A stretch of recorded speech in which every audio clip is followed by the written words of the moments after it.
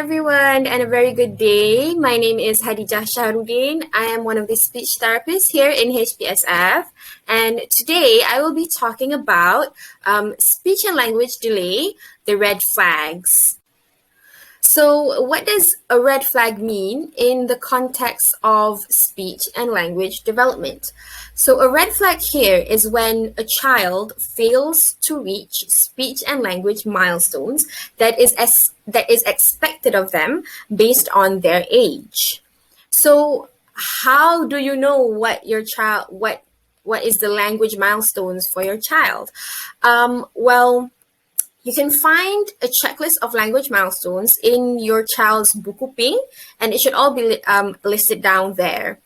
However, development charts are based on averages, whereas children develop different skills at different rates. So it's important to keep in mind that missing a milestone isn't always cause for concern. It does not necessarily mean that there is a problem. However, since early intervention is so beneficial, it's equally important to identify delays as early as possible. So why is it important that we identify these red flags early? It is so that a child is able to receive early intervention. This means that if we were to intervene earlier, the gap between child's current skills and their age, the gap there is quite small, and we can play catch up faster as compared if we were to intervene it later with a 2-year delay. So it's much more difficult to catch up to their current age. So secondly, it is so that we can obtain a more accurate diagnosis. So if we were to see the child earlier in life, we have more time and more opportunity to look at the child and really identify the point of breakdown in the child's language development. Thus, we could come to a more accurate and specific diagnosis. And from then on, after receiving a proper diagnosis, it is so that we as a speech therapist can provide a therapy approach that is best suited for the diagnosis, because the approach for autism, for example, is different from the therapy approach for a child with speech and language delay. And lastly, it is to ensure that child is ready to begin schooling. So if you relate it back to earlier intervention, if you were able to play catch up faster, by the time the child reaches school age, he is already equipped with all the skills and the vocab and the knowledge that is needed for him to go through the learning stage, the school stage. Next, we are going to be looking at the aspects of speech and language development. The first one is pre-verbal skills, and then there's also receptive language skills, and last of all, expressive language skills. The first one, pre-verbal skills. So pre-verbal skills are acquired roughly around the age of 1 month up to 2.5 years old. So what is pre-verbal skills? They are skills that are important to have in order for a child to develop language. So what this means is before a child can learn to talk and have language, he or she must have pre-verbal skills first. Okay, so the first pre-verbal skill that we'll be looking at is eye contact. So if you have a child that is still a toddler, for any of the skills that I will be talking about later on throughout the session, you could try and reflect back to how your child is doing. Okay, so eye contact. What we're looking for is your child able to have eye contact with you during play? Is he able to sustain that eye contact, or is it a very fleeting moment? Tengok sekejap-sekejap je, macam nak tak nak je tengok kat ibu. So eye contact, why is it so important? Because eye contact is a precursor to attention, or focus towards a communication partner. So when the child is able to have eye contact with the parent, he is able to maintain, he is able to focus on the parents, and during that focus time, he is able to listen to when he's focused to the parents, he's able to listen to what the parents are saying, and from then on, attention and listening, that's how a child learns about the world. So if you were to introduce a toy and you're talking about a toy and the child is looking at you, so he's learning through listening and through looking about the toy. Next up, it's joint attention. So joint attention is when your child and you is able to attend to the same item or to the same activity that's going on. If So how do you see if your child has joint attention? So if you're playing together, the child is able to join in and play with you. And for example, if you're playing a tea set, if you're pouring water, can the child pour water to you and then pour water to himself? So in that situation, we're both parent and child are both playing the same thing. So a red flag would be somewhat like when you're playing, when the child's playing, and then when we're joining in, we join and say, "Wah, adik main apa tu? Sedapnya air Milo." And the child ignores you, or if the child, if you were to ask, "Oh, mama nak air?" and the child does not give it to you, so it's not really joint attention. It's more of he's playing alone. Or if you were to join in, okay, so you got your own cawan, kan? And you ask, "Oh, tuangkan untuk mama," and he disregards you. So that is a concern lah, because he's unable to really join together and play the same thing together with mama or papa. Following on, the next one is imitation. So imitation is one of the earliest form of learning. For in a context of language development, is your child able to imitate your gross motor action? For example, clapping. If you clap, can your child follow you? And for fine motor skills, if you were to, what are some fine motor skills examples? If you were to do a piece when you're taking a selfie, can your child imitate the actions, the fine motor actions? Or can your child imitate oral motor action? If you were to pucker your lip, can your child do it? Or if you were to put your tongue out and move it around, can your child follow that? And there's also imitations of sound. If you were playing a car and you said broom broom, can your child follow broom broom broom? And if you were to introduce an item, mama ada ball, can your child imitate the word ball? So that's imitation. Can your child do it?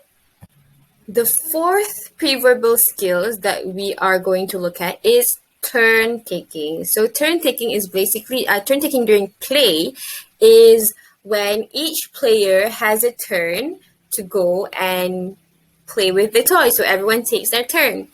So the benefits or the importance of turn taking relates back to attention, focus, eye contact, because when we are taking turns in play, a child has to wait for their turn and look at what mommy's doing during her turn. So for example, we're taking turn pass bola.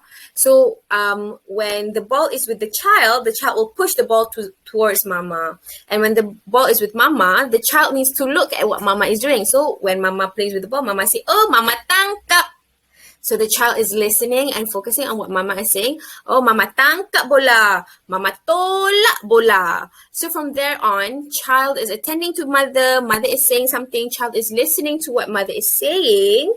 And then he will understand, oh, macam gini tangkap, macam gini tolak. And it's also a very good skill when the child starts to go to school, because he's able to tolerate playing with more than one people. He's able to share his toys with other people because he knows everyone has a turn to play, and if he waits patiently, his turn will come. So it's a very good skill to have before a child starts schooling. So next on, we will be talking about matching skills, the skill to match the same items together. There's many different types of matching. There is the ability to match object and object, so a ball and an actual ball, oh, it's the same. And there's also skills like matching between a picture of a ball and an actual ball, so it's the same thing. Just one is a picture and one is a real object. And there's also matching of picture and picture. So a picture of a ball is the same as another picture of a ball. So it's the same, they go together. And what's the goal behind matching is basically a part of learning where a child matches two of the same things together. So from the start, it was picture to object to object, picture to picture, and eventually we want the child to be able to match between a spoken word and an item. So it's the same thing. So if I were to say this is a remote, and this is what a remote looks like. So they match together. So if we were to say an apple, the child can match it with an image of an apple. So it matches there. So a red flag would be if the child is unable to match pictures, if he does not understand what to do, if we provide him with a puzzle picture that we need to match, he doesn't really look at the picture, but more like he's just pushing things in. Mana yang muat, asal masuk je. So that is a red flag. So you see, oh, my child doesn't really understand how to match pictures yet. So that's one cause for concern. So following to that is we're going to be looking at play. So play is a bit tricky. Play develops as child grows older. So one of the early plays would be exploratory, where if we give a child an item, he would explore the item, find out how to play it.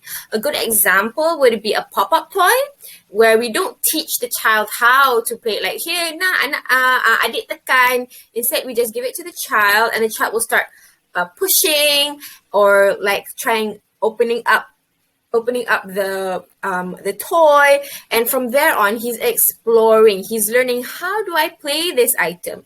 And when he accidentally presses a button and he realizes, oh, if I press this button, there's a pop-up animal there's an animal going to pop up.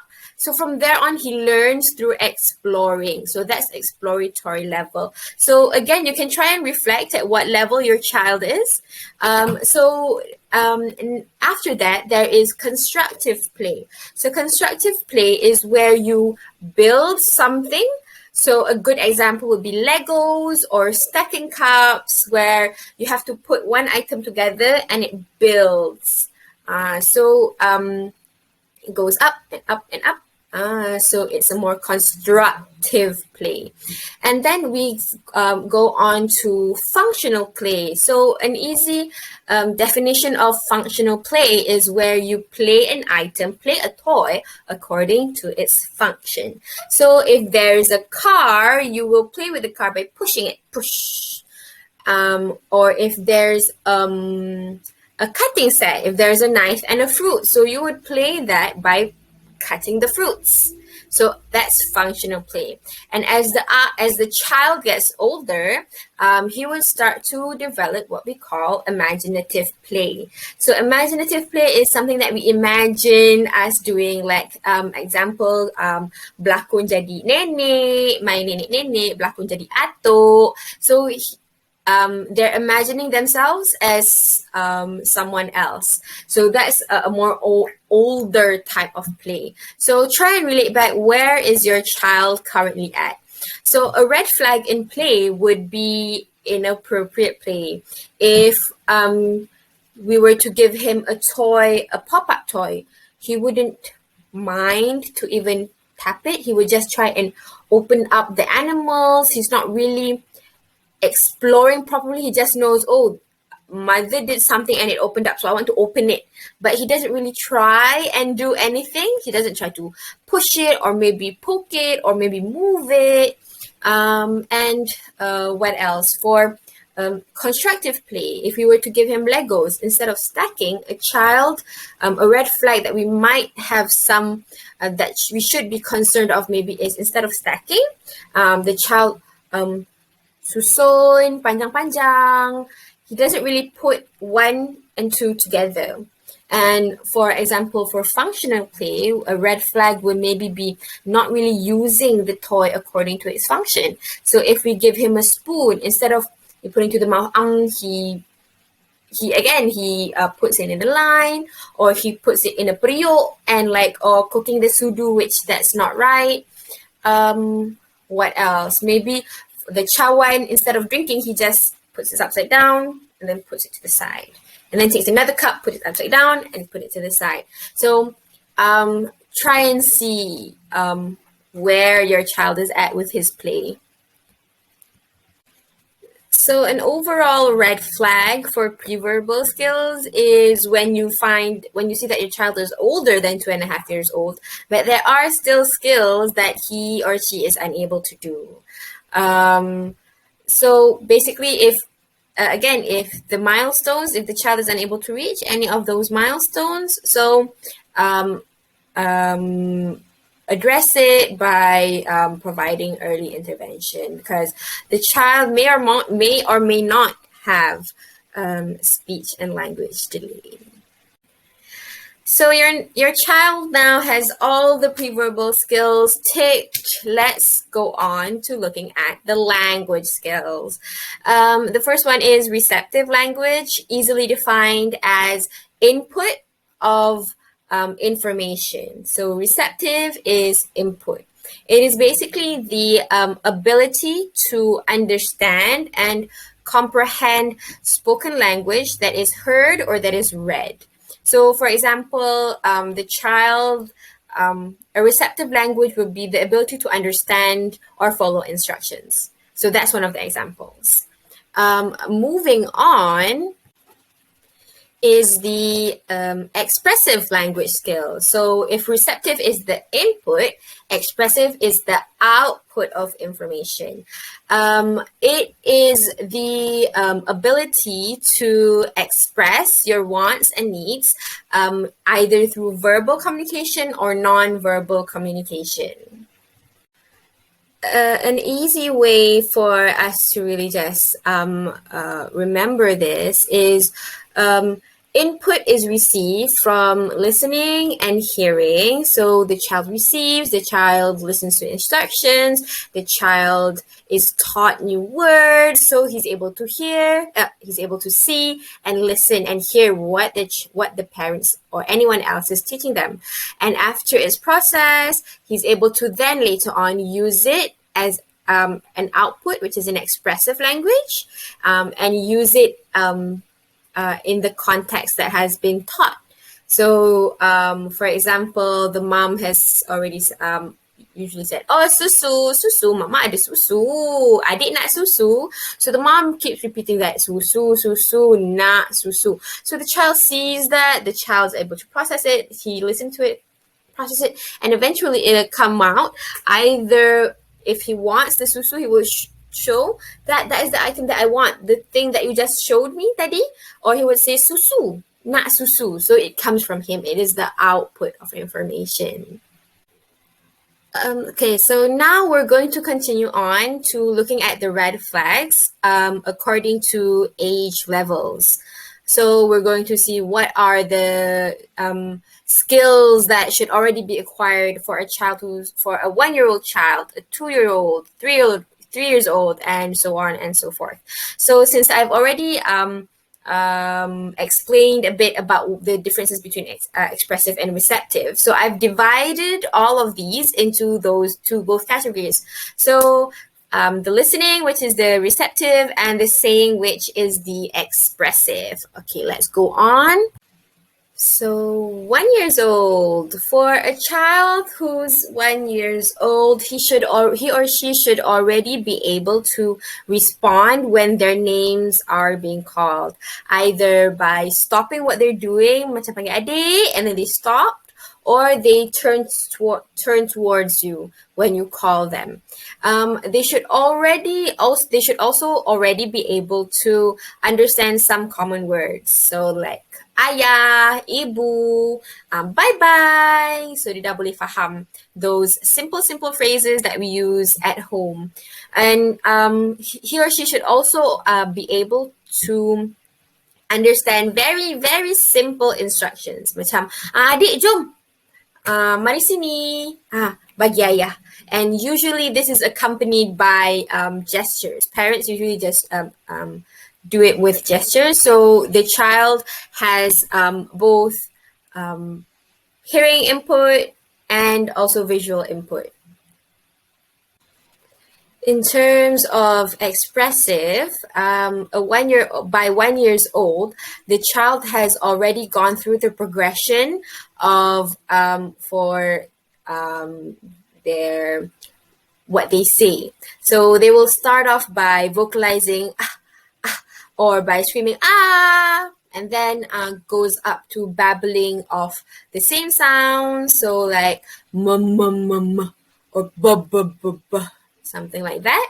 And then after babbling of the same sounds, and then they will start to combine sounds, but still in the babbling phase. So maybe they start to say so they start to combine two sounds, and then eventually they would finally start to this is the age that they get their first word. So usually it's mama or papa after the progression from vocalizing up to obtaining their first word. And during this stage also, we start to listen that the child plays around with the sounds that he has. So his vocab is still very limited. He has only around one maybe up to 3 words that he can say, maybe mama, susu, and bye-bye maybe. And he starts to make other sounds. And this is what orang Melayu panggil macam, dia cakap bahasa Jerman, bahasa alien, kita tak faham. It sounds adult-like, but it's non-meaningful. You don't really understand what they're saying. So that's the child is just exploring what sounds he can make, and he's trying to imitate what the parents are how the parents are talking. So they hear it and then they start to play around with the sound. So that's why it sounds almost adult-like, but there's not any meaning to it. He only has very few expressive words or vocabs that he's able to consistently use. So the next stage is 2 years old. By 2 years old, what does your child should already be doing? So he or she should already be able to identify family members. So if you were to look at a picture, or maybe if you're together, you can ask, okay, tunjuk mana ayah, mana kakak. So your child should already know how to point. They can identify which one is ayah, which one is ibu, which one is kakak, which one is abang. So this is specifically for the main family members. By 2, he or she should also be able to identify commonly used items, usually household items. So he knows what baju is. He knows baju, seluar, susu, nasi. So these are things that we usually use at home. Remote, handphone. Nowadays, child really learns about handphone very fast. Okay, the next one is child is able to identify body parts. Not much, around 3 or 4, that's good enough for a 2 years old. So if you ask them, okay, tunjuk kat mana mata, able to point. Mana mulut, they're able to point. So that's good. And the next one is they should already be able to follow simple commands. So for example, bagi mama handphone, buang sampah, buang kat tong sampah, ambil botol susu. So simple instructions that has mainly one isi penting. So buang sampah, so buang sampah, one item sampah. Bagi botol, one item. So around one item, they should already be able to follow lah. So expressively, for a 2 years old, he or she should already be able to name the item. So kalau macam tadi, they're able to identify. So macam kalau kita tanya, oh mana bantal, able to point to when we ask, and they're able to point. So this time around for expressive, they're able to name. So kalau kita tanya, oh apa ni? Itu bantal. He able to say bantal. Apa ni? Baju. So they're able to name it. And usually at around by 2 years old, the child should already use more words as compared to gestures. So if before this, he or she usually pulls you and points to items by 2, your child should already be saying, mama, mama, tu, ataupun susu, mama, mama, ice cream. So he or she is already starting to use more words, and by 2 years old, the child should already start combining 2 words. So macam tadi lah, mama susu, mama ice cream. Usually when they want something lah. So if they want something, na ball, na monster. So they start to combine, and they also start to ask very simple questions. Macam mama, apa tu? Apa tu? It's usually apa tu lah. So they start to become curious about their environment, and they want to get answers.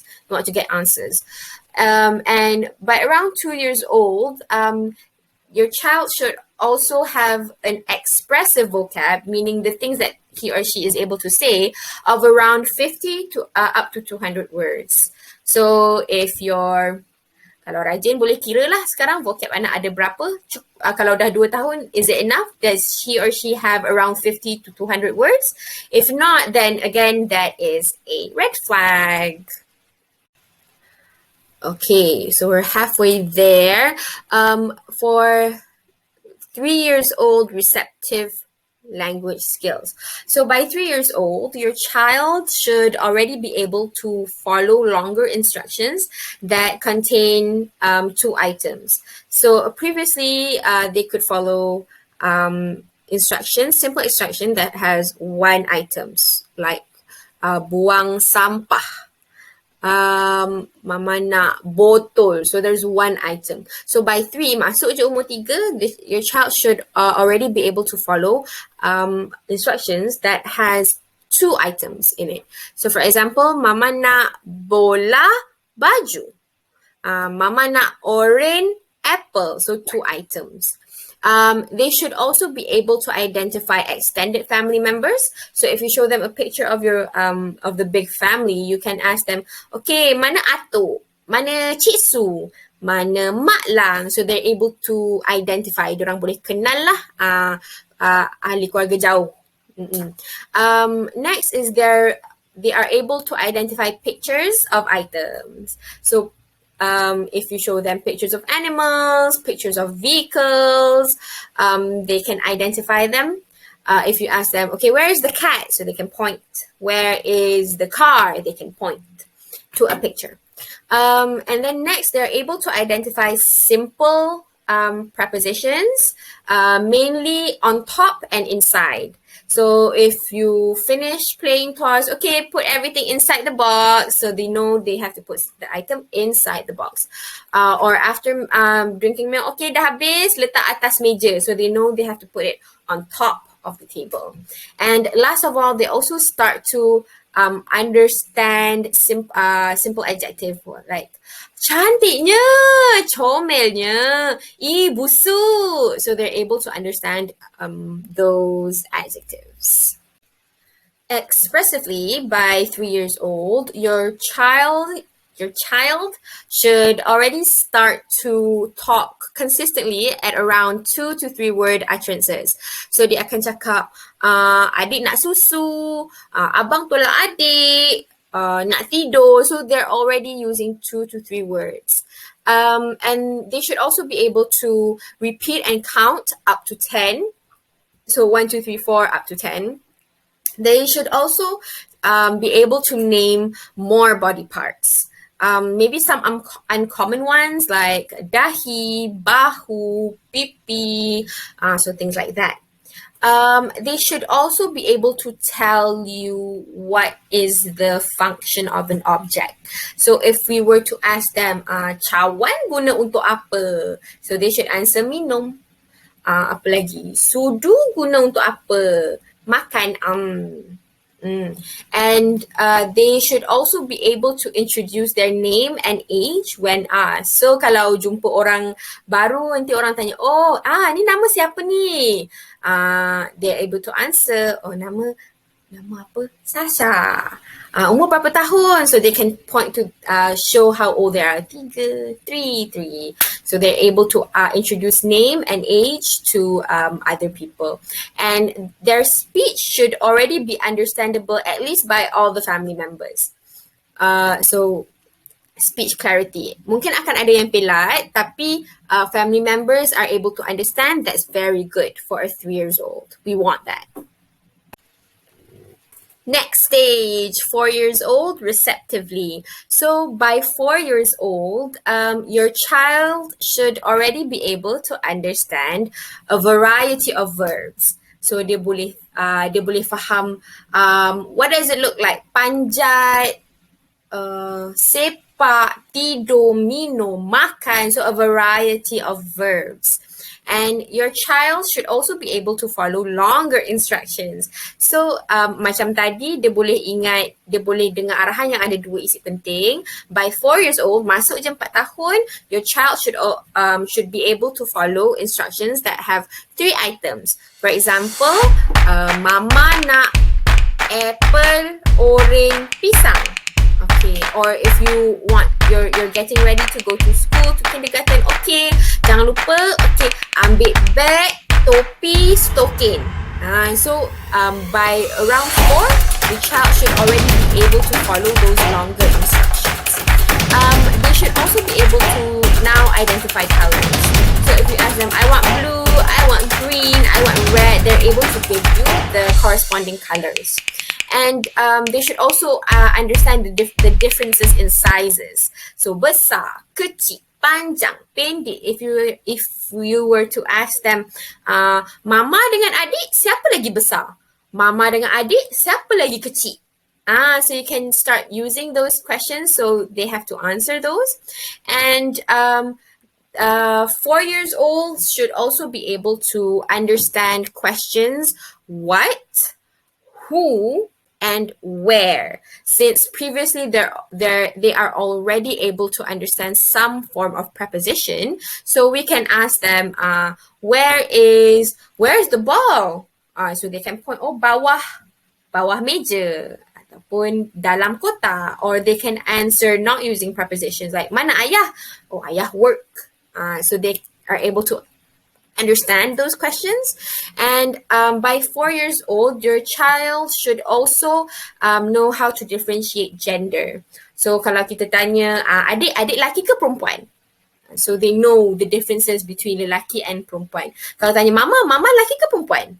Adik cuba teka, mama laki ke perempuan? Papa laki ke perempuan? So they know. You can start asking these questions just to see if your child is able to do that. Expressively, by 4 years old, your child should already be talking longer sentences, around 4-word utterances that might sound like adik nak belon blue atau robot lompat atas monster. So around 4 words. And you see in the sentences, the child is able to incorporate previously learned concepts. So macam dia dah belajar about colors, so they use those concepts in the sentences. They've learned about lompat, verbs. They've learned about atas bawah. So they're able to use it in a sentence. A 4-year-old child should also be able to answer some WH questions appropriately. So what is easy, where, who, those are easy, and also why questions, simple why questions. So for example, if we ask them at a traffic light, why do we have to stop? Because of red light. And then when we move, why do we start moving? Why do I start driving? Because it's green light. So simple why questions, they should already be able to answer those questions. And you will also notice that your child should start using a variety of connectors, because during 4 years old, the child is very interested in telling you a lot of stories. So they should already start having the connectors to build a longer sentence to eventually tell you a fuller story. So they should start using connectors like mula-mula and then lepas tu, and they would also use some adjectives in their sentences like robot jahat, robot Ultraman baik, something like that. So they will start, they will start to want to tell you stories, and then they will use more connectors and adjectives in their sentences. The final stage for 5 years old receptively.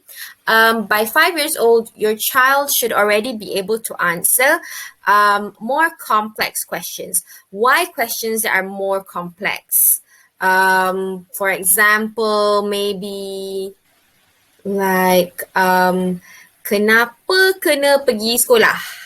Kenapa kalau hujan kena pakai payung? So a bit more difficult why questions, and they should already be able to answer how questions, because again, like previously, by 4 years old, they should already be using connectors, mula-mula, lepas tu. So they should start to be able to explain sequences. So you can ask them how to make something. How do you make air Milo? So mula-mula a connector, ambil Milo. Lepas tu apa-apa-apa. So you can ask them how to make things. How do I go to school? What do you have to do first? Mula-mula bangun tidur, lepas tu mandi, lepas tu pakai baju. So he's able to explain how to do things, and he or she should already be introduced to some concept of time. So that's why they should be able to understand when questions. So bila kita tanya bila birthday adik, and then we've taught them esok, so they have a simple understanding of time of esok, semalam, just a bit lah. Tadi, okay. And around 5, they should be able to categorize items. If there's a bucket full of, there ada kambing, kereta, ada fruits, kan. So they should be able to categorize them. So this is the pile for animals, this is a pile for vehicles, and this is the pile for fruits, for example, like that. And they should be able to understand a variety of prepositions. So atas, bawah, depan, belakang, kanan, kiri, tepi. So different types of prepositions. Last but not least, expressive for a 5 years old. So by 5 years old, your child should already have clear speech. Tak ada pelat-pelat.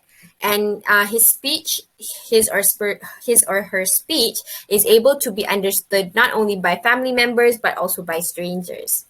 And by 5 years old, your child should already be able to tell a story using good connectors, using adequate descriptive sentences, descriptive words.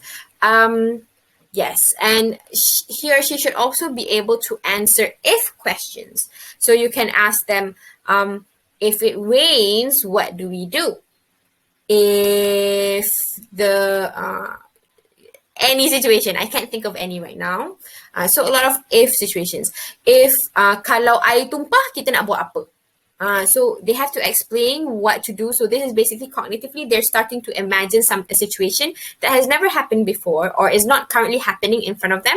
So they have to imagine and think and problem solve of what they should do and explain how to do it. Next is they consistently use around 4 to 5 words. So we can easily have a conversation that goes back and forth with so clear speech, conversation. Yeah. And last of all, the child should be able to use complex sentences using the word dan or dengan. So you can tell they can try and tell you, oh tadi pergi kedai dengan abah.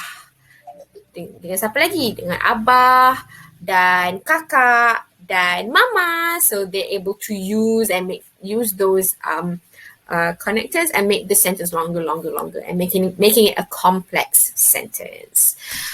Okay.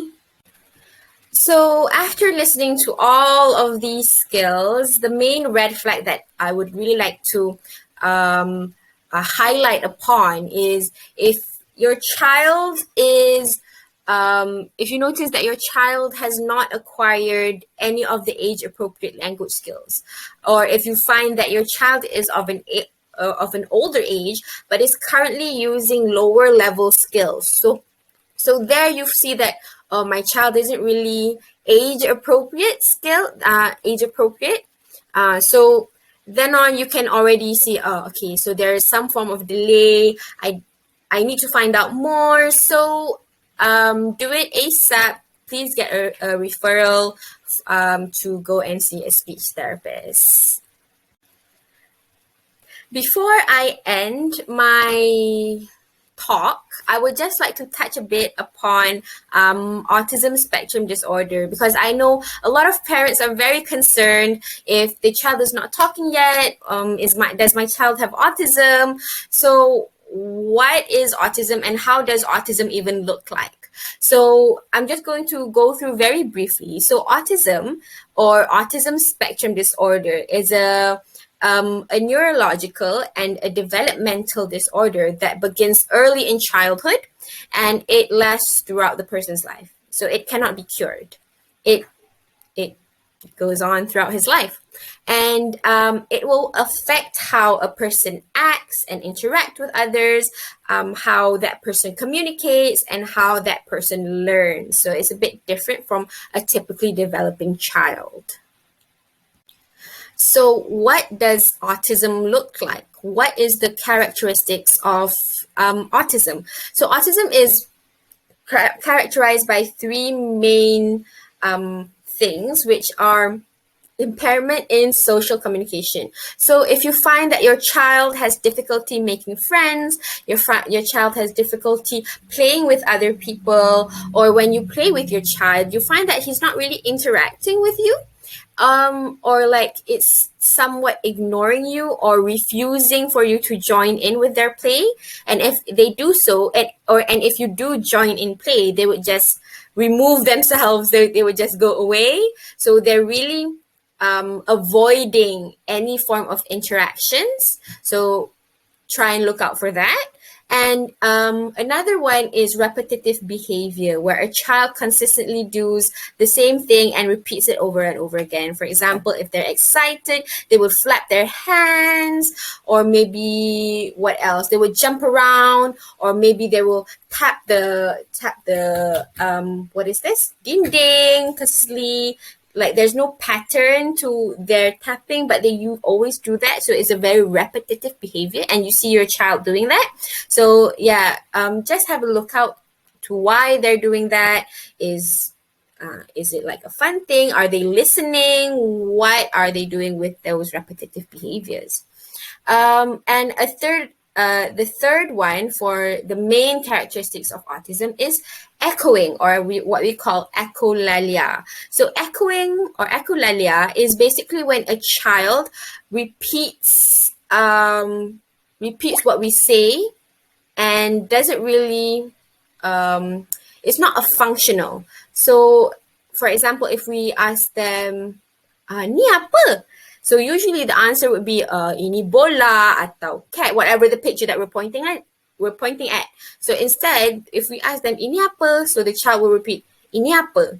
So that's quite an inappropriate response. So they're just echoing what we're saying. So it could be either a direct echo where we say something and they repeat it immediately, or it could be a delayed echo where maybe they heard it from an iklan, a commercial, Sunsilk, and then they will randomly add odd times repeat what was said during the commercial.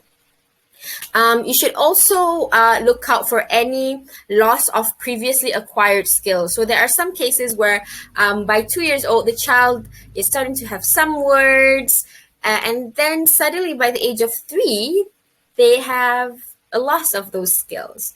Suddenly the child reverts back to vocalizing or maybe babbling and using more gestures, where compared to previously, he was already able to start pointing, for example. So any loss of already acquired skills.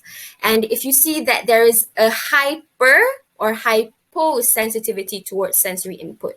So some children are sensory seeking. They really want to feel. So you find that they're very quite aggressive. You feel like, oh, ganasnya. So they so something like that. Or maybe they're very very sensitive, like if there's a bit of comot dekat pipi, they can't tolerate it. Or if we ask them to walk on sand, they can't tolerate walking on sand because it's a different texture. Yeah, so maybe also hypersensitivity to sound. If there's a loud sound, you see that your child is scared, oddly scared. And the last one, if you see that your child is doing some form of inappropriate play. So basically, inappropriate play is when you don't play an item according to its function. So if you see that a car that we should have pushed, instead they terbalikkan, or they play with only the tires. So any form of inappropriate play, when you look at it, it's like, that's not how you play that. So if you've ever thought of that, so that is most probably a form of inappropriate play. So if you see any or one of these characteristics, again, intervene and seek for referral to your nearest speech therapist. So just before I'm ending this, I just want to give last reminders, last notes. How are we able to really see or kesan these red flags is you just have to always play with your child. Spend time with your child, interact with them, see how their playing is, how their language is, how their interaction is. You always have to play with them, play with your child, because a child learns about the world, learns about their environment through play. So always, if you have the time, spend time together and play with your child. Just have fun. You don't have to test them. You don't have to ask them questions. Just enjoy being a kid and play with your child. And the second one that I really want to highlight is always trust your parental instincts. If you feel like there is a problem, there is a cause for concern. Don't wait until tunggulah dah 3, ataupun if there's a relative that says lelaki biasalah lambat cakap, or maybe someone said ayah dia pun cakap lambat juga, so it's okay. It's better to have early intervention than to intervene too late. So if you feel like there's something wrong, if you feel like I don't feel too good about my child, it's always the best option to seek intervention. So I hope you get a bit of knowledge, add a bit on knowledge based from what I talk here today. All the best to all parents.